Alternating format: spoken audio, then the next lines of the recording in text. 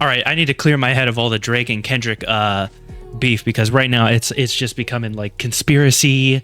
And it's no longer fun. It was like, oh, huge win for the culture. You know, Drake wins, Kendrick wins, the culture wins. It was like huge, and now it's just weird. So that sucks. But AITA for leaving my 15-year-old daughter on the bus.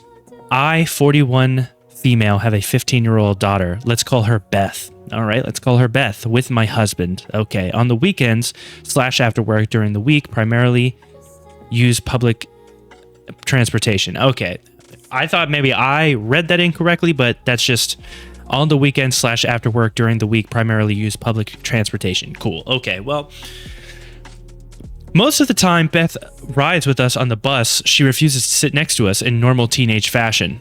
Okay, and prefers to sit as far away from us as possible. She also has a bad habit of putting earphones in and zoning out, not paying attention to our bus stop, so my husband and I have to squeeze through the packed bus and get her attention so she gets off the bus with us. We've had talks with her about how dangerous it is to be completely unaware of your surroundings, especially on a public bus, but she refuses to pay attention to the bus stops or sit closer to us so we can easily get her attention. Well, you're the parents, you know, so maybe make her sit next to you. Like, I don't know, like, I understand, like, you don't want to be too controlling, but I understand where you're coming from, because it is public transportation. If she's far away, like, she's just being annoying for the sake of being annoying. Like, she's a teenager who's like, oh, I don't want to be affiliated with my parents. But like, you, at the end of the day, you are the parent, you know? She's already at that phase where she's like, oh, I gotta sit far. I don't want to be affiliated with them. She can be a little bit more annoyed at you when you tell her, hey, sit with us anyways. I'm your parent. But what do I know? What do I know?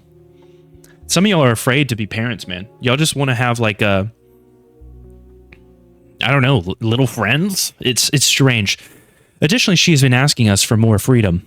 She wants to spend a paycheck on her own bus pass, which we are seriously considering for certain bus routes at certain times, but we are hesitant due to the fact that she doesn't not pay attention, which could easily become a problem. Well, if it doesn't not become a problem, that's a double negative right there, buddy. Sounds like it's not a problem. That brings us to Saturday. When we got on the bus, Beth chose to sit in the very back while I sat in the front. The bus was unusually empty that day, and I got an idea. The next bus stop was the stop in front of our house, and I exited the bus, but Beth did not. She wasn't paying any attention. Immediately after, I booked it down the road to the next stop, the bus terminal, and met the bus there. I was prepared to board again to get her, but she exited. She was angry, saying that I had abandoned her on the bus, and that she was terrified when she looked up and didn't see me there.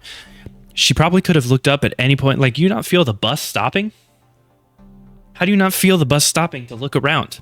You really got to get on her about this whole paying attention thing. I don't know if this was like me growing up where I grew up, but I was always very aware of my surroundings. I still get like that. Like I can't remember what, I uploaded a video. It's a long time ago when I was getting back into running. I was running at like 3 o'clock in the morning, and I was just like I'm on full, like I don't even put headphones in if I run at night, because I'm so used to not being able to run at night in peace. I don't even live in a neighborhood that's like that anymore, but that's where I grew up. So like I'm always on like high alert.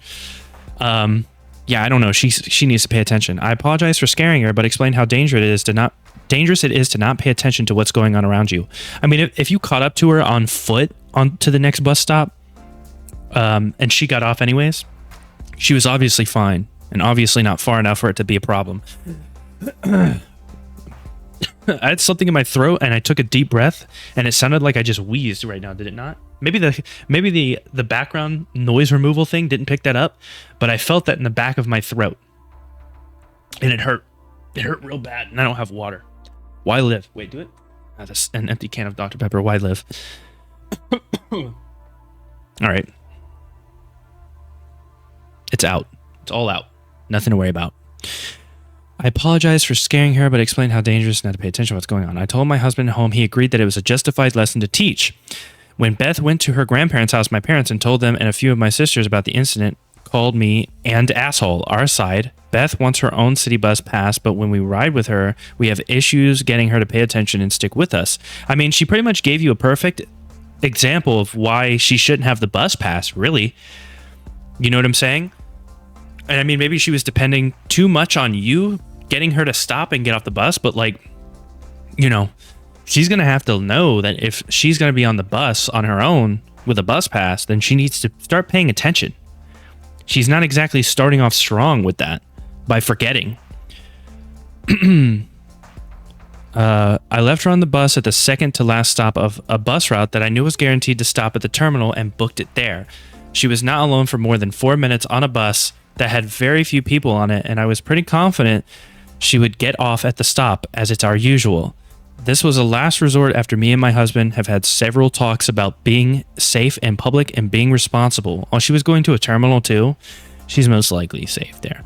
My daughter parents' sister's side, I left my younger daughter on a public bus by herself and did not tell her she was going to be alone. It was cruel to punish her by leaving. I should have resorted to other methods that did not involve me getting off the bus without her. Anything could have happened in the 4 minutes she was alone. It was completely irresponsible to leave her. So am I the asshole for leaving my 15-year-old daughter on the bus? I will say, I feel like leading in, before reading whether or not they consider them to be an asshole, you probably could have been a bit more demanding as a parent leading into this so that she's not running off doing whatever she wants on the bus. But I don't feel like you're necessarily an asshole if you knew where the bus was going, you knew she was going to be fine, but you wanted to relay to her, hey, if you're going to be on this having a bus pass thing, and this could just be the way like my mom raised me, because she had a very tough love outlook on things, and I think it instilled a lot of common sense in me. You've just basically kind of proven why you can't be trusted to do that on your own. So let's see. Not the asshole. Is she developmentally on track? Then I don't understand the argument of leaving your younger daughter on the public bus in daytime for 4 minutes. Do you live in a dystopian nightmare? The family needs to back all the way off. I mean, she's 15. 15. And obviously she's not, because we're hinting at her getting a bus pass. And I think if she's developmentally disabled or whatever, then she probably shouldn't be doing anything alone. So, I mean, I would just, oh my God, of course. The first thread is like the longest thread on the planet, which makes me think people are arguing. Not sitting next to your parents is not typical teenager fashion. I would look into it. If she wants more independence and freedom, make sure to stress her that this freedom also comes with responsibilities, such as getting off the bus herself.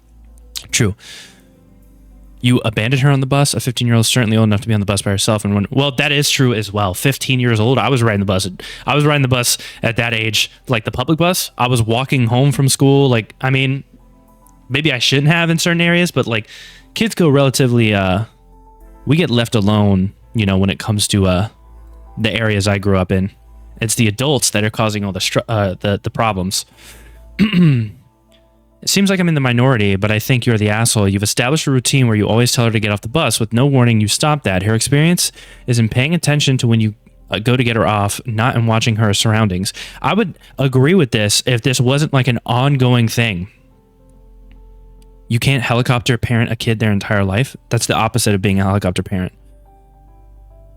If you don't think she's responsible for enough for a bus pass, then teach her to be responsible enough. Beth, if you want your own bus pass, you have to show me that you can be independent, safe. Next time we ride the bus, I'm not going to tell you when to get off. I mean, yeah, that's a good way to go about it. I mean, you could, I guess, warn her beforehand, but you kind of proved that without that warning, she wouldn't know. I don't think that this person's an asshole.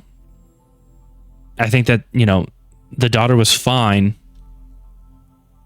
Oh God, you're the asshole for how you decided to teach this lesson. You allowed her to be fully dependent on you, and then all of a sudden, but they were warning her beforehand. I would side with this if we didn't have the knowledge that she's been told she needs to pay attention more and more and more, and she just doesn't do it. This is like the ultimate, this is why you pay attention.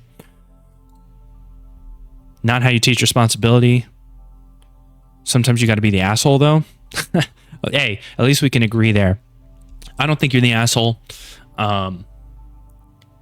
Maybe you could spend more, like the idea of just like your kid doesn't pay attention and sits far away from you. You're their parent. So tell them, you know, let them know, hey, you need to sit near me. You don't pay attention on the bus. And we have proof of that now, that if I'm not like getting you off the bus, you don't look up and pay attention in order to get off the bus at the right stop. So you need to either sit by me or you need to figure out how to work. Like you need to learn how to know how to get off the bus at the appropriate time. I mean, maybe I'm smoking crack, but parenting's a complicated thing. It's a hard thing to do, man. You never know what's going to happen. However, not the asshole.